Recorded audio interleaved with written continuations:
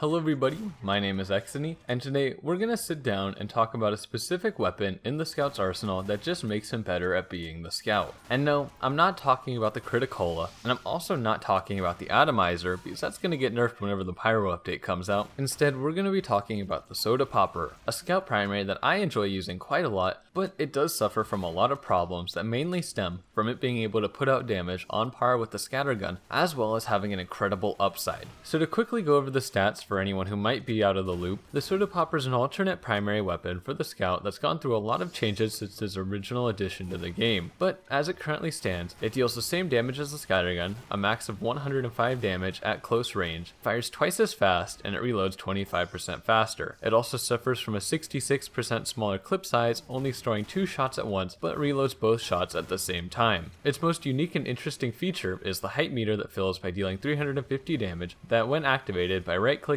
grants the Scout additional air jumps for 6 seconds. Now that we've gotten all those stats out of the way, we can really start to get into the meat of this video. And the first thing I really want to talk about is why I personally enjoy using the Soda Popper, and this will lead us into the problems that I see with it. To boil it down to its simplest terms, I enjoy using the Soda Popper because it doesn't force me out of my comfort zone as a Scout. I'm a Scout who will use the Scattergun in 99% of all situations just because it's an incredibly reliable primary that I can fall back on and I know it won't fail me. There's no added gimmicks, there's nothing fancy about it. It gets the job done. Now the Soda Popper comes in and it puts out the same damage as the Scattergun at almost the exact same intervals just because of its faster firing speed and faster reload speed. The clip size doesn't really mean anything. And then on top of all of that, we also have the air jumps. So while this weapon is not making me change my playstyle at all, it is also giving me another advantage while I play. And this advantage comes in the form of 5 additional air jumps that's pretty much my I want to win this 1v1 encounter. If you pop your height meter against any class in the game and you have good movement, you're gonna win that 1v1. Heck, you might even win 2v1s or 3v1s if your movement's good enough and you can land your shots when you need to. These air jumps are ridiculous and probably one of the strongest activatable abilities in the game next to an uber charge. It essentially takes the class that's already known for being able to put ridiculous damage out at close ranges and have insane maneuverability just because of one air jump and turning the dial up to 11.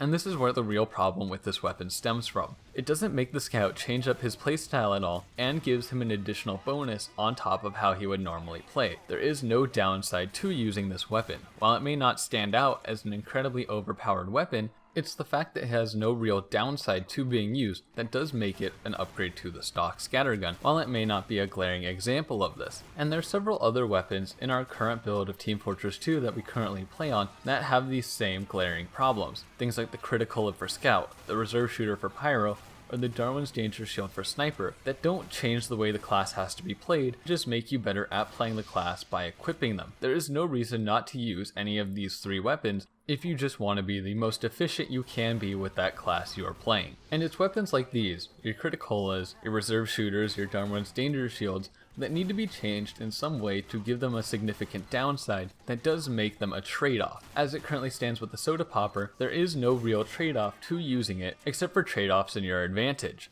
And it's weapons like these that need to be rebalanced if Valve truly wants Team Fortress 2 to become the competitive game that they seem to be pushing it towards. And they already seem to be taking steps to do this. Things like the Criticola and the Darwin's Danger Shield had proposed changes on the blog post a while back, but we have yet to see how these are implemented, so we just have to keep our fingers crossed that they will be better once these changes come through. Now with something like the Soda Popper, I would say that lowering its total damage output would be the way to go if you were to try to bring this weapon into line with the other Scatterguns. You would be doing less damage over a total period of time, but you would be doing it for the reward of those air jumps later on, making it more of a hit and run weapon than just a straight upgrade to the stock Scattergun. Now maybe you have a different idea of how this weapon should be balanced, or maybe you don't think it's overpowered at all. Like I said, I don't think it's incredibly overpowered, I just think that it has more things going for it than the stock, and therefore makes it a better choice in pretty much every situation. But maybe you have different ideas about the Soda Popper. So leave any thoughts and comments down in the comment section below, and I'll do my best to respond to everyone that I can. With that, I hope you have a great day,